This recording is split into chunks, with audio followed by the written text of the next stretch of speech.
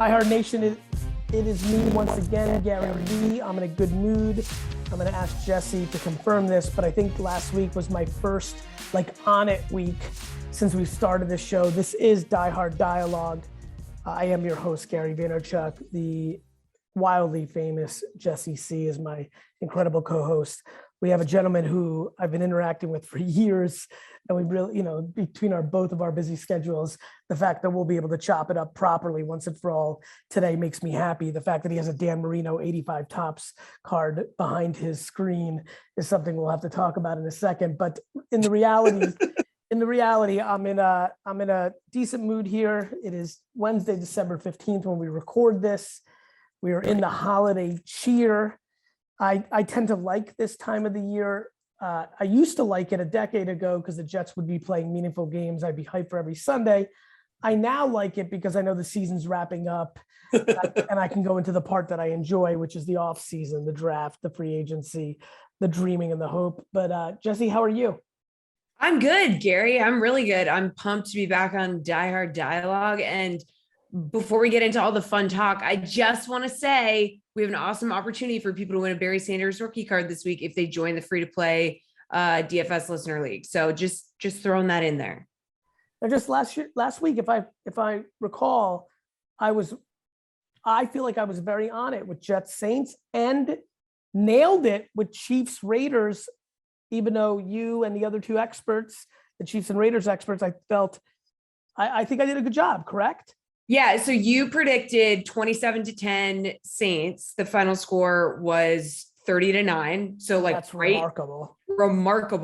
And then Chiefs, you predicted 30-9, and it was 48-9. So still pretty good. Yeah, to remind everybody who's listening, most people last week, all three, Jess, who's brilliant, and the two experts from Kid City and Raiders had very close, high-scoring games. I said it was blowout city. I was on fire last week. Absolutely on fire. Let's see if we can keep it. Yeah. And we're starting with Jets and Dolphins and our awesome guest who you're pals with, Adam Richman's here. We're so happy to have you, man. You're like a man of many talents, author, TV host, currently host of Modern Marvels on History Channel. I am out filming a show for History Channel called Adam Eats the 80s, and I've been living in hotels for the past month and a half, so I apologize. I like that title a lot. Yeah. Adam, where did your Dolphins fandom begin? So it's three things. One, the original Inside the NFL with Nick Bonaconte, yeah, and Len Dawson. My dad, may he rest in peace, was a big Cowboy fan, which automatically taught me, even though you were a New Yorker, dyed-in-the-wool New Yorker, you don't have to be Giants or Jets. And I was like, well, who is this? I'm learning about Len Dawson's career in Bonaconte in the 72 undefeated season.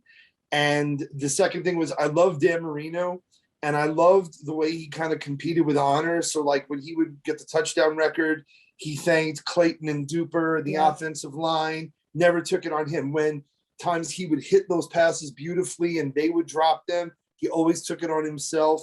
And as I've emceed, I do a lot of stuff with Autism Speaks and the Genius of Autism.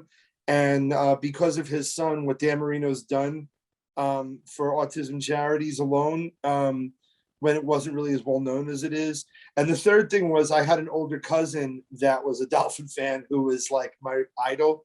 And so it was like that perfect blend. Yeah. And I think I look decent in aqua and orange. I think I look okay in it. It's not one of my colors. It's a decent color combo for me, yeah. It's very bougie. Yeah. Well, I think it's how you wear it. It's how you wear it. I think it's right. Well, listen, Dan Marino is my original, arch enemy, right? He just was so unbelievable. I was petrified of Duper and Clayton. My first, kind of game that completely took me to the stratosphere of, this is my favorite thing in the world was a 51-45 Jets win in overtime in 85. So I also remember the Jets being 10-1. Jess, you'll like this one. Adam will like it better if he recalls it. Sounds like he's in my era. Adam, how old are you? I'm 47. Perfect. You may remember this then. Jets were 10-1 in 86. Went to Miami for a Monday night game and lost 42-3 or something to that degree. Went on to lose their next 5 games.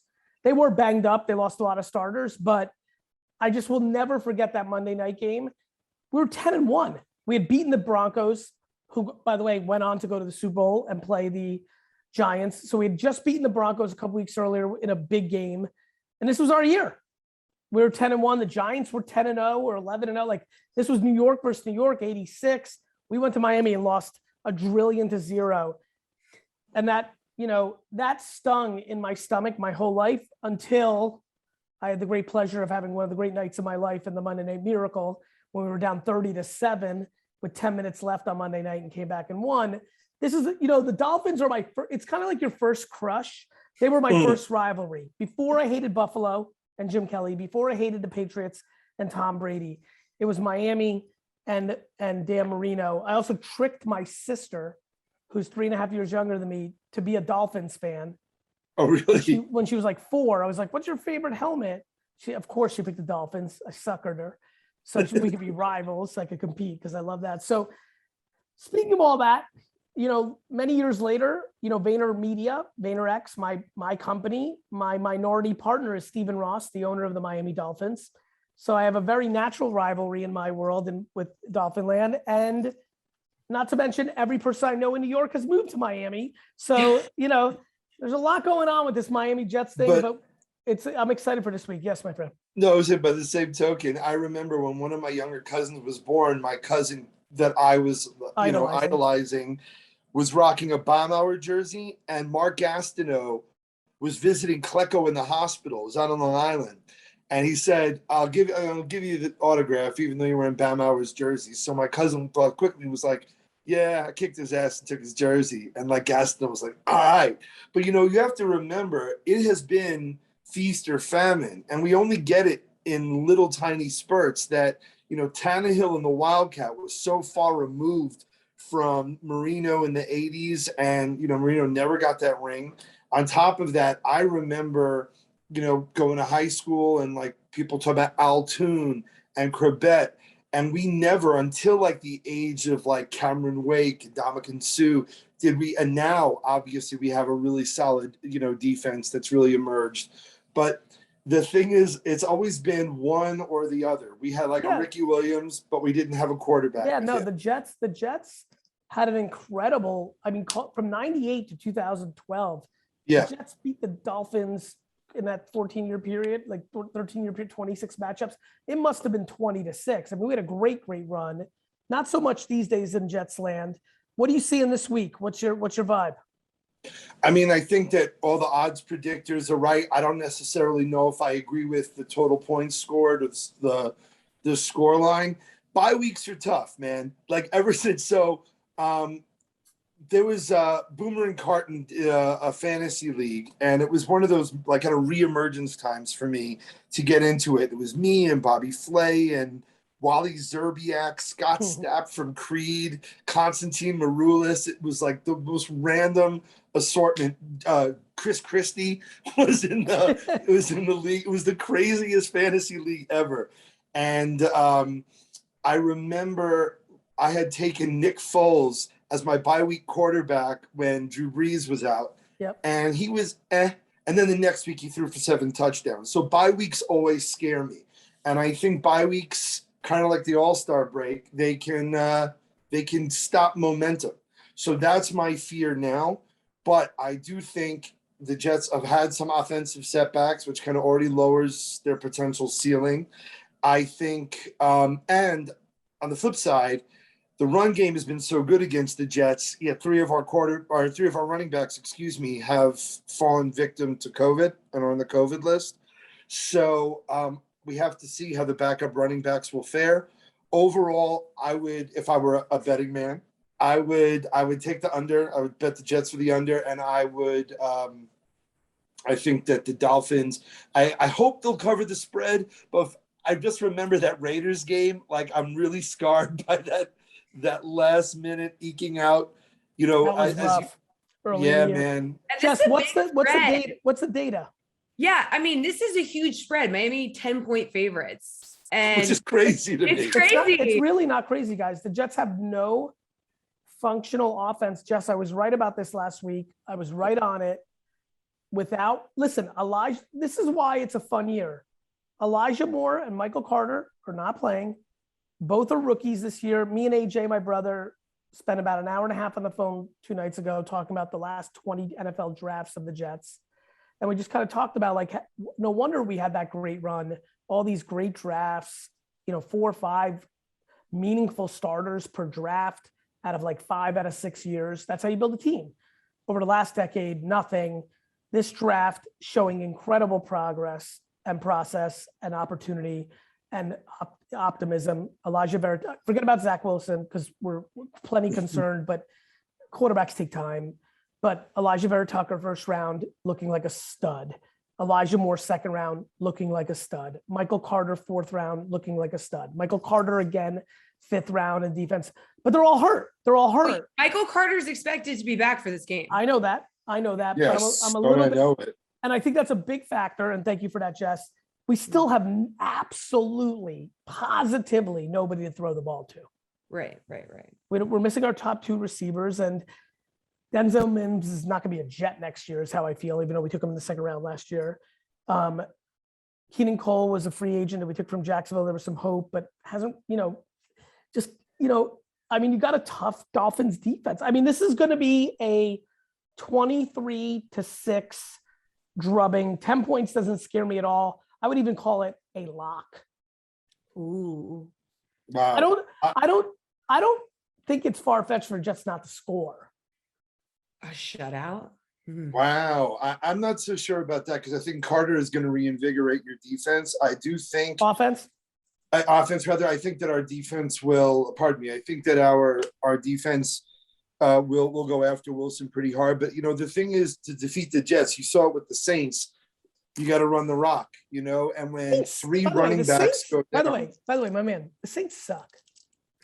Right. I'm just talking about the last game, whatever you think. I get it. But like the Saints stink. Everybody stinks that the Jets play and they dominate them. Gary, Miami to win with a shutout. There's a bet for that on the DK Sportsbook. It's plus 1,600. I mean, that's a beautiful, beautiful bet. Listen, shutouts in the NFL are so hard. The Jets did nothing last week and put up 9, right? Yeah. And they might have found a kicker. Eddie Pinheiro was a big recruit. Eddie, if you're watching, I'm still pissed that you didn't go with Banner Sports, even though you gave us your word. Now that you're a Jet, I love you again. But I'm still mad at your dad if you're watching. Anyway, because I still think he's the reason you didn't go with us. Anyway, I'm now glad he's a Jet because I love him. And he's a big-time kicker prospect. And so I hope we found our kicker in this kind of lost season. I don't have much to say. I think that this is a 23-3, 27-0, 24-6, 30-7. That's where I was, like 24-14, 24-7. I just think that Jalen Waddle has been, like you were talking about, these young guys. I think our secondary, they've managed, 11 takeaways. You've had, a lot of rookies stepping up. Jalen Waddle has been doing well, and Tua's finger is better. I think that he's giving, a team with an offensive tradition started by the number 13 behind me, Ace Ventura's best friend. How sad are you that you took Tua over Herbert? I'm not that sad. I'm more sad that we passed on Wes Welker, and I'm more sad that we passed on Drew Brees for Dante Culpepper. That was a franchise changer. Right? They said that because he had to, and it's funny, I saw him later. I do feel like on some show that looks like this in 6 years, you will speak about Tua versus Herbert. Really? Maybe. I will say this. Herbert he looks insane. I mean, you can't ever tell though. You look how far down in the draft, people took Tom Brady. No, I'm not talking about the theory. I'm talking about what's transpired on the field over 2 seasons. I mean, Jess, I see your head nodding. You agree with me. There's not a lot of quarterbacks that you'd rather have to start a franchise right now than Justin Herbert, no? Yeah, he can absolutely chuck his arm is just incredible. He's also just like very composed, durable, cerebral, thoughtful. I feel like intangibles. He's got them in spades. Whereas Tua is the best kid. I'm a huge fan. I know my hair. Spoke at Alabama, DM'd with him a little bit, really like him. I'm concerned about the injuries with him. hurt players stay hurt. Oh yeah.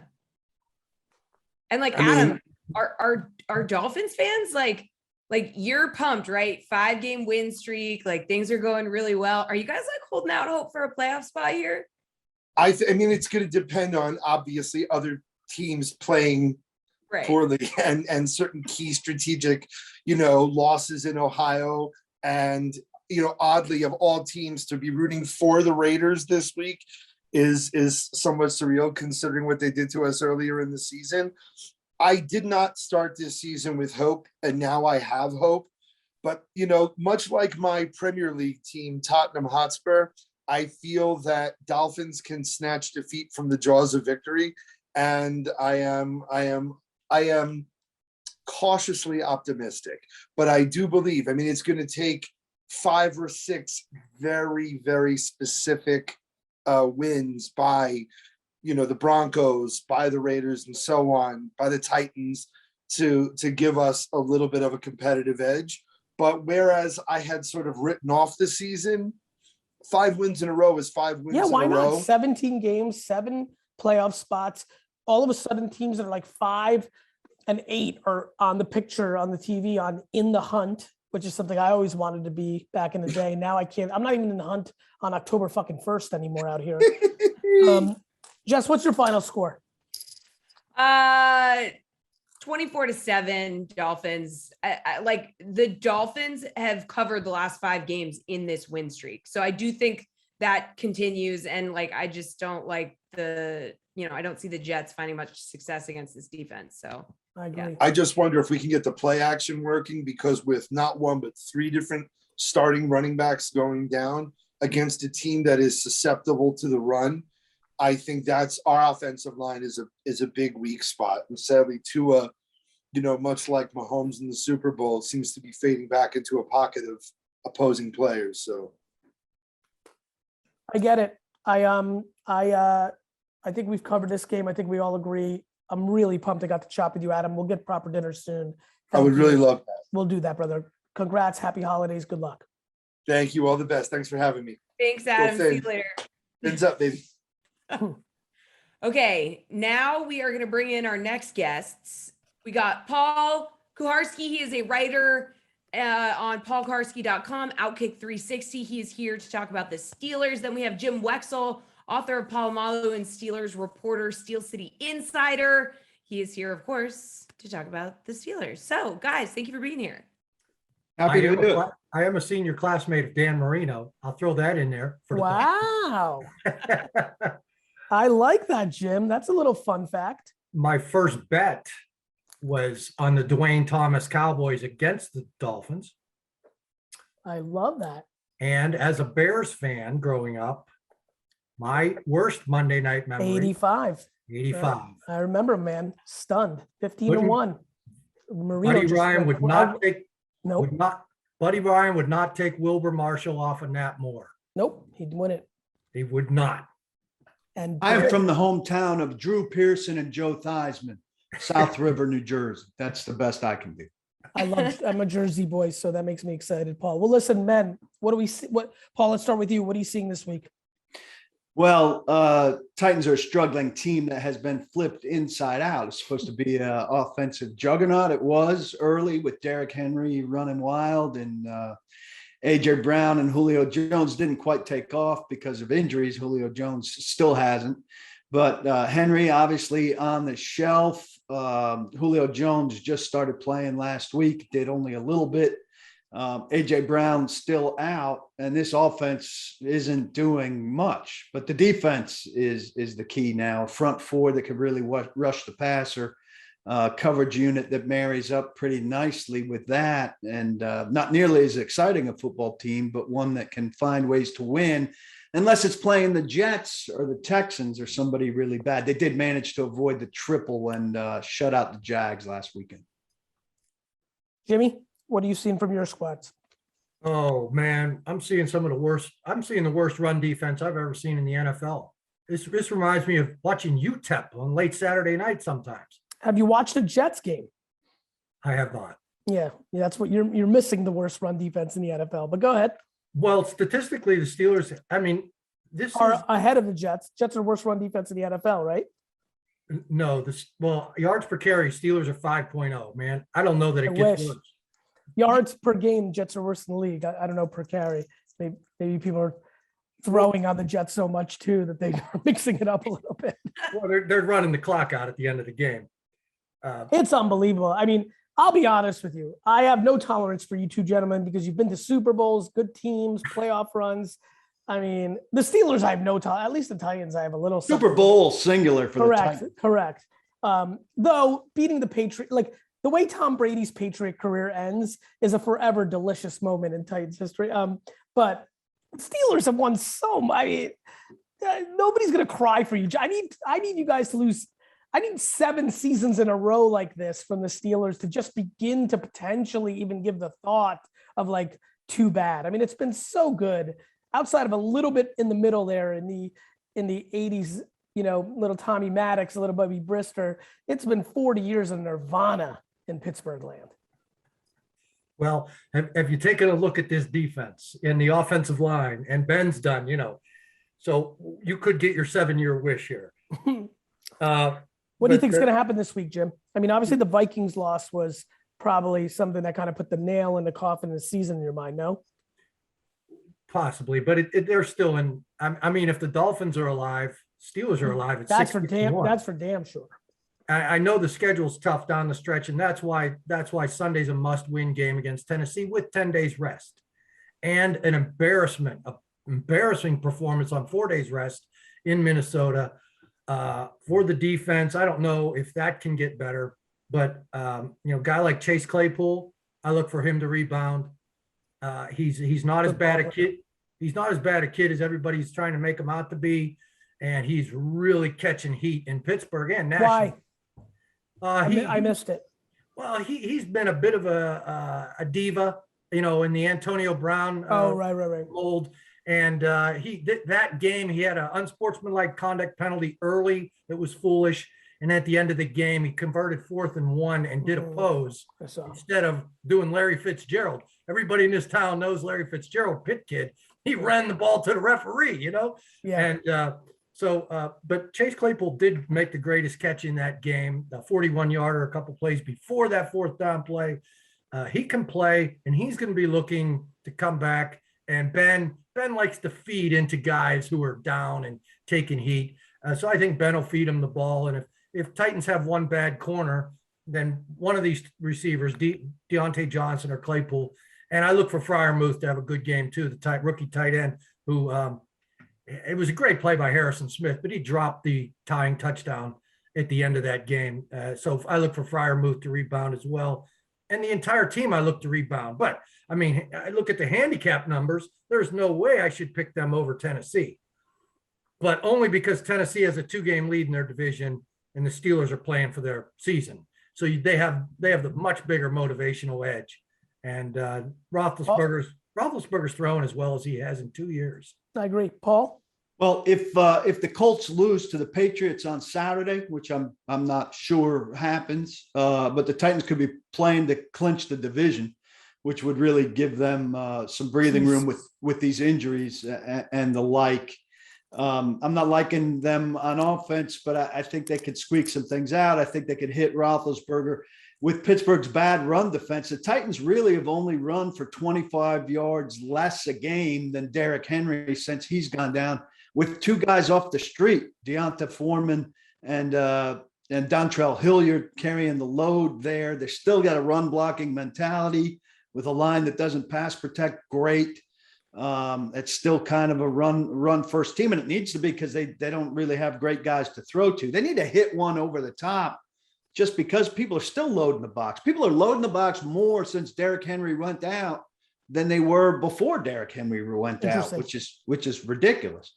I just think they've got a little bit more to them than Pittsburgh. And if the division, their magic numbers too. So even if the Colts win, if they win this one, they're a win or a Colts loss away from taking the AFC South with some room to spare, where, you know, they could be playing for seeding in the AFC, but know that they're in with a home game at the very least.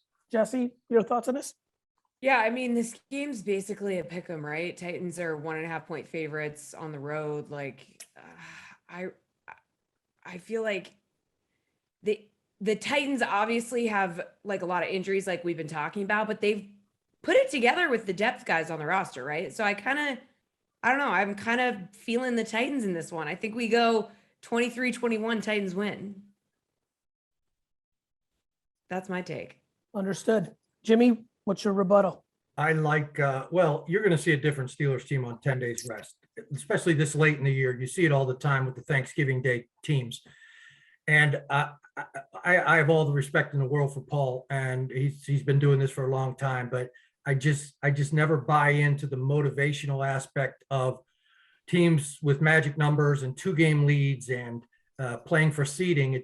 It's just not the same as a team that was embarrassed, 10 days rest and fighting for their season. And at Heinz Field, it's going to be a tough one for Tennessee to win, but my God, this Steelers defense is hideous. So I like the over.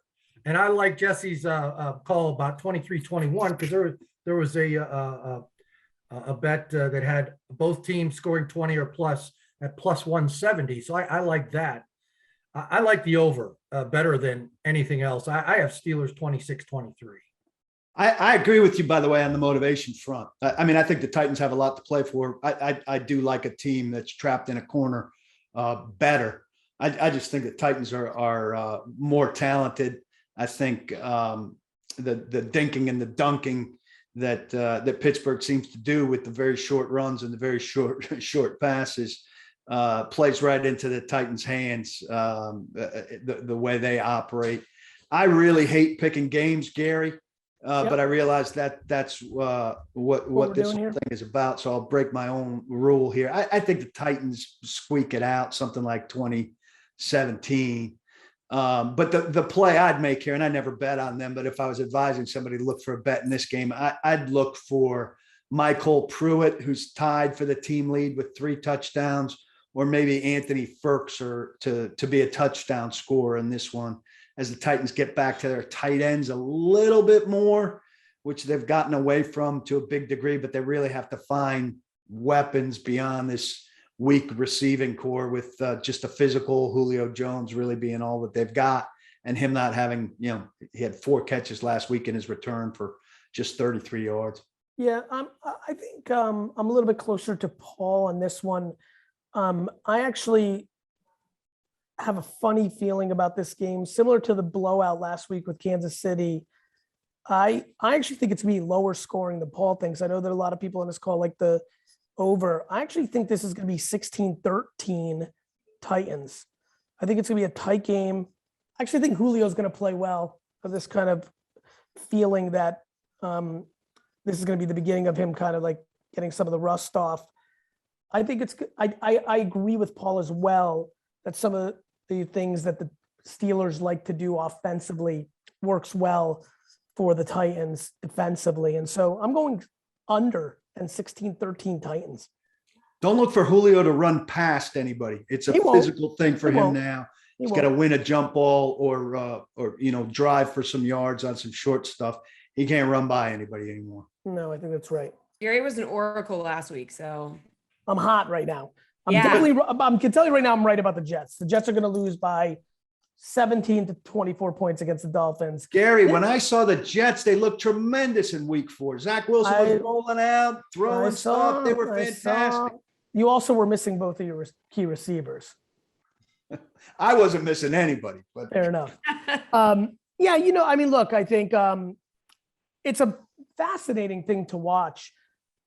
You gentlemen have been around the game a long time. I've literally watched every single snap of a New York Jets football game since 1982. I'm sorry for you.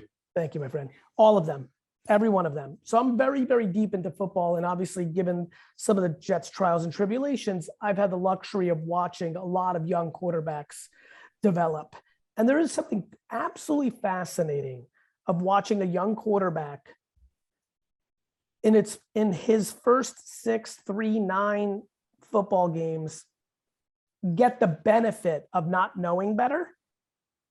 And then when it's not clicking, you can see, watching Zach Wilson last week versus the Zach that played and, backyard backyard Zach that caught some plays against you guys versus can't make basic throws right now because he's overthinking the play. Fascinating to watch that. And you've seen guys going to become shells.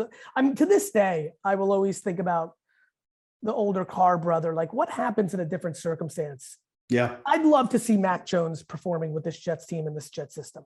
Yeah. Whether they come out of that or not, but you're right about David Carr. Yeah. I mean, and I remember back then too, there was a lot made about it when he was trying to come out of it. His completion percentage was like pushing 80. Well, it's because he was throwing everything behind the line of scrimmage before he got killed. That's because right. He was setting sack records. That's right. And you just think about that. So yeah, I mean, I think we're firm now. Last couple of minutes, Jim, we're firm now. Like, it's pretty known that this is it for Ben. I'm assuming, yeah, he hasn't come out and agreed. But that's the whispers, right? Well, it's more than that. The contract is set up for it. And all year long, we've been, we would preface our questions to him with, now that this is your last season. And he never corrected anybody. Interesting. And then the national media comes out and, we have sources that say we just assumed that this was the last season. But you know what? He is playing his best ball right now. And you've got that your draft spot. If it falls in the general realm that it's sitting here, you gotta be I mean, I'm fascinated if this kid from Pitt falls into your lap around 12, 15. I know it's early and you got a lot of football to play, and Ben's obviously a legend and needs to play out his career, but boy, oh boy, you can kind of see it. If you're like kind of a football fan that likes the storylines of the NFL, you can kind of see it simmering, no? Well, here's a storyline. In 1983, the Pittsburgh Steelers had a chance to draft a kid out of Pitt. I remember. And, Chuck Noll said, in 69, when we started this, we took the defensive tackle first and the quarterback second. So we're taking Gabe Rivera and not Dan Marino. And this team, have you seen them play run defense? They need a defensive tackle. It could happen again. Yeah, I remember that draft very well. I remember watching, and I was a kid. And boy, did those Jet fans in the Marriott or wherever they used to do it, they're yelling for Marino. I couldn't tell you who Kenny O'Brien was. I mean, I fell in love with him. He was one of my favorite Jets of all time, but it wasn't necessarily Dan Marino. Oh, God, I tell you. And so they could pass on a record-setting Pitt quarterback again for a defensive tackle again. Well, if Pickett winds up the top-rated quarterback, he's not lasting until 12, even if he's not worth it. Somebody forces. Probably right, and I think somebody forces the quarterback high. I think you're right, and I think he's trending in that direction. You got the Miss kid, Maddie. It'll be interesting to see how people grade out Des Ridder. Ritter's fun to watch in this playoff. If God forbid he puts on a show against Bama, you could see him kind of moving it. But this is not last year's or some other years NFL quarterback draft. Well, also, a lot of veterans are going to move around potentially. Wilson, Watson. What do you think about Wilson? Rodgers. You think Wilson's moving? I think so. I think it could be the end of Seattle as we know it. Maybe the coach too. Yeah, I've been, me and my buddies, we've been talking a lot about Wilson and Carroll. I'm on the neither are there next year in our little text hardcore football thread. So I'm of that same belief. I really believe that.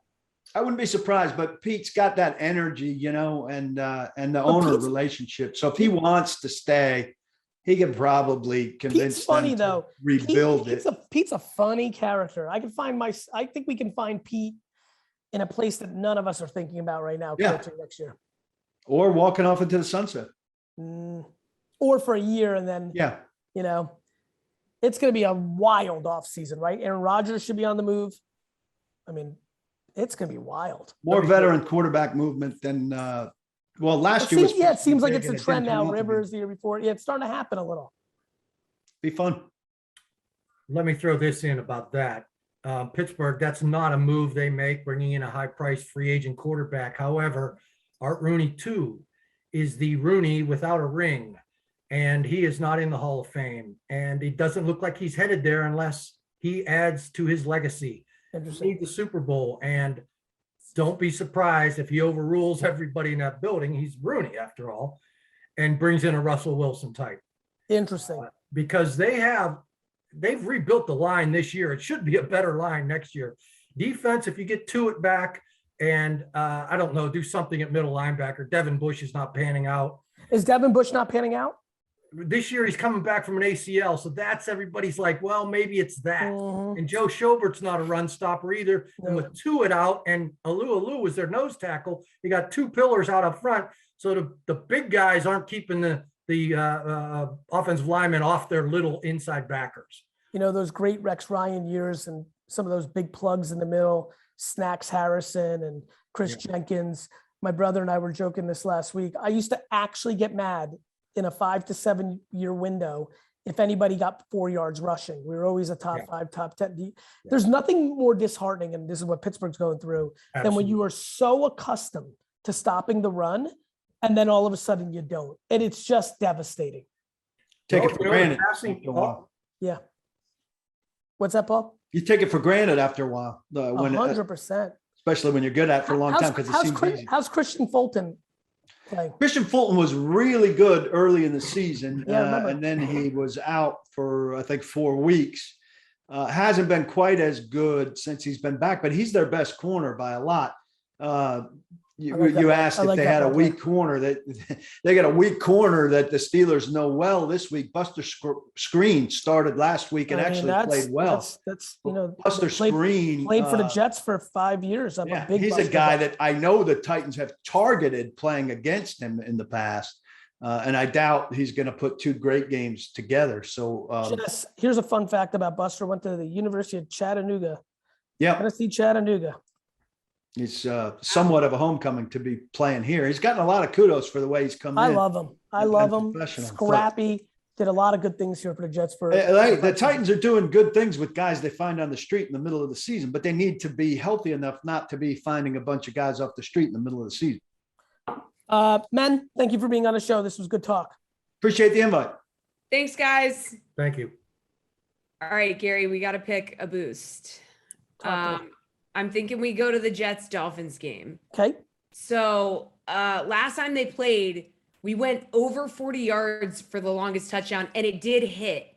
So we could do that again. We could do over 39.5. It's minus 110. We could boost it to even money or better. One more time. So it's